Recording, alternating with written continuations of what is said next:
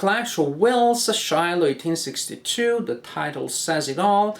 This is the second game in a series by Martin Wallace, and this is a game in a system that depicts battles of the American Civil War from the perspective of an introductory war game. These are games that are pretty simple to play, pretty linear, not many exceptions. The first game in the series, Bull Run, did not even differentiate between different types of units. All units were pretty much the same. That made the game very approachable. I enjoyed the game, even though it was so light and so linear, and I enjoyed it enough that I was curious to try the next game in the system, which is Clash of Wills Shiloh 1862. And this is a game that does update the system quite a bit. There are special rules and tweaks to the system that have been introduced here, also to portray some of the specific elements of the Battle of Shiloh. Let me show you how the game works. Here you have the board of the game, which is a mounted board, and I think it looks pretty nice. Also, it may look busy at first, but it is pretty easy to use. This is the situation at setup, and you can recognize the beginning of the Battle of Shiloh with this large group of Confederate units that are attacking the Union, which is completely unprepared and not ready to defend. The game may last 2 days, not 2 days of real time, 2 days of game time. So there is a first phase, which is day 1. If the game is not won by one of the 2 players at the end of day 1, then you move on to day 2. A game may end early in a Confederate victory if the Confederate player manages to take control of that area. The game may end early in a Union victory if the Union player takes control of that area. The game ends at the end of the first day if at that point one of the 2 players controls all 3 of these areas with a star. And that means that day 1 is gonna have a lot of tension, because the 2 sides are never gonna be too far from the objectives that they need to win the game. If the game doesn't end at the end of day 1, then you also play day 2, and if none of the early victory conditions are met by the players, you play the entire day, and at that point, at the end of that day, you calculate victory by control of these locations. At the end of the second day, the player that controls 2 of these locations with the star is the winner of the game. There are several types of units in the game. As you can see here, we have regular infantry, these narrow counters here, veteran infantry, larger with a V there, regular cavalry, and veteran cavalry. The game is divided in areas that have limits to the number of units that can cross that border for each action. Some borders have 2 numbers, one in case you're moving into an area that has no enemy units, and the second one when you're moving into an area that has enemy units, so you're moving into attack. Also very important for border limits, regular units count as 1, but veteran units count only as 0.5. This is very important because that means that you can move such units much more expeditiously around the board. You can move them around, you can concentrate them to attack or to put together a defense in a much easier fashion than with regular units, which of course makes pretty much sense because they are veteran after all. The game is card enhanced. The players do have decks of cards, and these decks of cards change throughout the game. That means, well, first the players have starting cards, and the Confederate players, you can see, has a huge number of starting cards as opposed to just a single card for the Union player. The Confederate player has all of these cards available to simulate the tactical advantage at the beginning of the battle. 10 players will acquire and use cards during the day. When the deck of one of the 2 players is depleted and another card needs to be drawn, at that point the day is over. And this is also how you calculate, how you determine the end of day 2. And what is cool is not all cards are used both days. Some cards only for day 1, some cards are introduced only in day 2. And this is a nice way to simulate the overall tactical change if the Confederacy doesn't manage to win the battle after the first push at the beginning of day 1. Either you win in day 1 as a Confederate player, or things become much tougher in day 2, as they should be. Now, a key concept of the game is that each time that a player plays, a player is taking a turn, the player rolls dice to generate actions, and each player has a player rate that is used to remind the player of the actions that are available for each result. The number of dice that the players roll change depending on the player and even depending on the circumstances. For example, here at the beginning of the game, the Union player only rolls 2 dice per turn. That means only receives 2 actions per turn. Then Grant will arrive, and that is determined by a card that needs to be placed in the deck in a certain position. And when Grant arrives, then from that moment on, the player can get to roll 3 dice. The Confederate player rolls 4. In the following day, in day 2, you flip the cards, and as you can see, the situation is reversed. Again, a fairly, actually quite economic and elegant way to take into account a lot of historical factors without having to add fiddly rules. You roll, look at the card, and certain things change on the board. Things become harder or tougher depending on the moment of the day, on the historical circumstance. Now, how does the assignment of actions work? Again, you roll the dice, and then you can use the player aid, for example, to place your dice there as a reminder of the actions that you receive, or you can just remember it is not hard really. If you roll a 1, you draw a card from your deck. That's pretty simple. 2 or 3, that is artillery fire. Artillery is not represented on the board. You do not have artillery pieces specifically. It is abstracted. It is assumed that all groups on the board have some artillery pieces, or in any case, those pieces can be moved around so that when you roll a fire action and you perform artillery fire, you can simply perform it from any location in which you have your units into any adjacent location that contains enemy units. You roll dice, usually is simply 1 die to attack with an artillery attack. It may be 2 if you get a modifier from a card. It may be 3 dice if you're firing with a gunboat. Those are very powerful units that join the game later. They're not on the board at the beginning of the game. So you roll a die or several dice. If you roll a 6, then you score a hit, and then you roll a second die to determine the types of hit. If you roll 1 to 5, you force an enemy unit to retreat. Suppose that we have an artillery unit that fired into that location. If you roll a 6 on your second die, the die to hit, then an enemy unit takes a casualty, takes a step loss. You flip a unit that is at full strength to its reduced side, and if the hit is applied to reduced unit, then the reduced unit is simply removed from the game.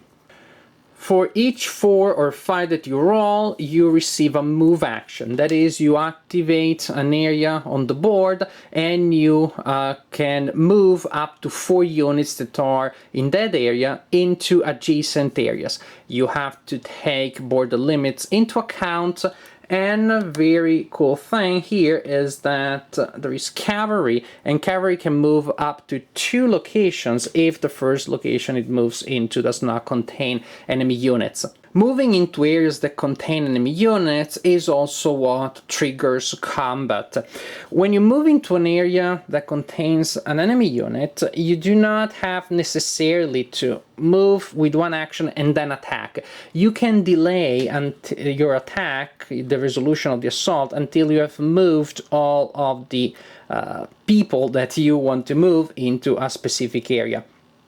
I just moved pieces randomly. Actually, yeah, that's one too many. Only one guy should have been able to cross that border there, which is unmarked. That means 1 unit, 2 units here. In any case, you can wait until all of your units are in a certain area, then you attack. But of course, you have to resolve attack before the end of the turn in all areas that contain units belonging to both players. To resolve attack, first the defender gets to roll dice. Combat is not simultaneous. The defender may manage to inflict casualties on the attackers before the attackers resolve their attack. After that, the remaining attacking units can attack, and if at the end there still are defenders in the original area, the attackers have to retreat. Different types of units will receive different amount of dice when they're attacking. Regular infantry receives 2 dice, veteran infantry 3, regular cavalry 1, veteran cavalry 2. You roll the dice that apply, and you score a hit for each 5 or 6. That means that assault combat is more deadly than infantry, than artillery combat. It inflicts hits more often. For each hit that you inflict during an assault, then you roll another die to determine the type of damage. If you roll 1, 2, or 3 on the damage die, the unit of the opponent that was hit retreats. For 5 or 6, the unit takes a step loss. For each 6 that you rolled when you were receiving actions at the beginning of the turn, you receive a leader action. And leader actions leave you several options. You can choose how to use them. You can choose to use such an action to draw a card, or you can fire an artillery from an area that contains one of your leaders, or also you can choose to move up to 4 units from an area that contains a leader. So actually, leaders they're not abstract elements in the game. They're actually on the board, and you need to move them around in order to be able to benefit from some of the tactical advantages that a 6 can give you. Also, at the beginning of the game, only the Confederate player has leaders on the map. The Union player doesn't have any. Again, that simulates the confusion at the beginning of the Battle of Shiloh. Those leaders will join later, but until that time, each time that a Union player rolls a 6, the Union player only has the option of drawing a card. I much prefer this game to his cousin or his progenitor, that was Test of Fire, Bull Run 1861. This is, to me, vastly superior from all points of view. It has all of the good things that that game had, in particular the fact that the game can be easily taught, the game can be used as an introductory war game, can be used to introduce a casual gamer to a type of game that has to do with war, with conflicts, with a certain type of dynamics.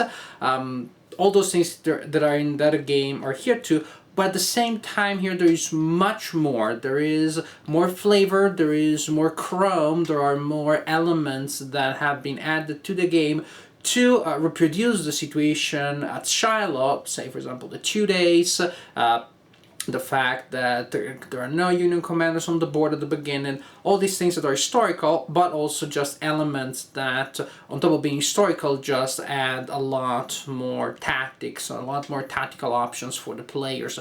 Cavalry that can move faster, veteran units that can go through borders more easily. All these things do not make the game any more complicated. They do not compromise the introductory nature of the game, but at the same time they make it much more appealing for somebody who already is into wargaming, who already enjoys war games. I think that this is still equally friendly to non-wargamers, but it is more friendly to wargamers. And, well, again, sure, it is not a monster game, it is a small game, it plays in a session. As for the length, there is this strange thing that other games about Shiloh have, that is, it's hard to figure out a medium, an average length, because either the game ends at the end of day 1 with a Confederate victory, or then you play the full other day. So it's either fairly short or fairly long. It doesn't have much in between. Unless in the middle of the second day you realize that the Confederate player doesn't stand a chance and you end the game there with the Confederate player conceding. That's a possibility. But in any case, it is a game that you can easily play in a session.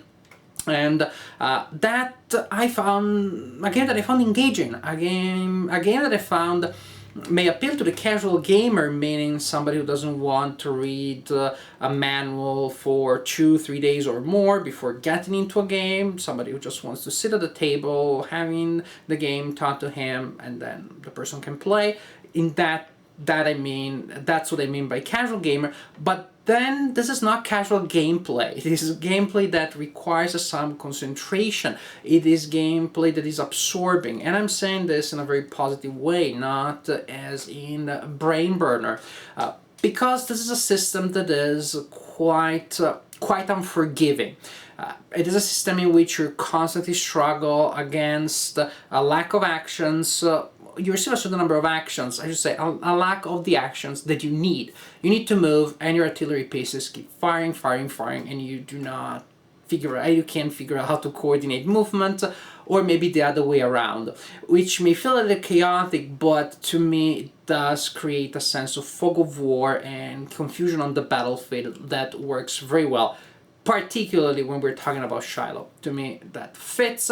I do not mind that, but it is a factor that you have to take into account as you play. You need to know in advance that you will not have many actions, and that it will take you a while to achieve even apparently easy tasks, such as moving a certain number of units from point A to point B. So actually, there's a little bit of a puzzle quality here. Moving units around, regrouping after you're forced to retreat, being able to concentrate forces as you need them, or quite the contrary, to spread units as you realize that the opponent is starting a push in some parts of your line and may be able to achieve a breakthrough and reach a victory area.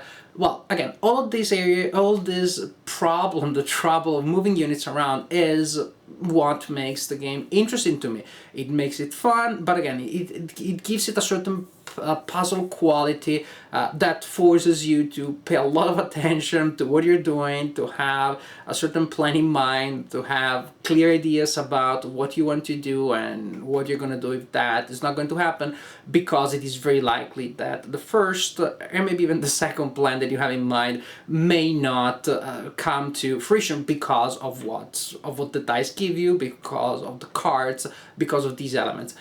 If you have a friend who may be interested in war games, then I think this could be a game to get that person started with this. In any case, if you're trying to decide between this game and the previous game in the series, I would say this one is superior. If the first one left you kind of like lukewarm, then give a try to this one. I think that this one may change your mind about the system. In any case, I think that this is a nice application of the system, a nice depiction of the Battle of Shiloh, one that is not particularly detailed, but it is not particularly deep, but it is elegant, it has an elegant quality, it plays well, it creates agonizing moments, and definitely it is a game that I enjoy playing.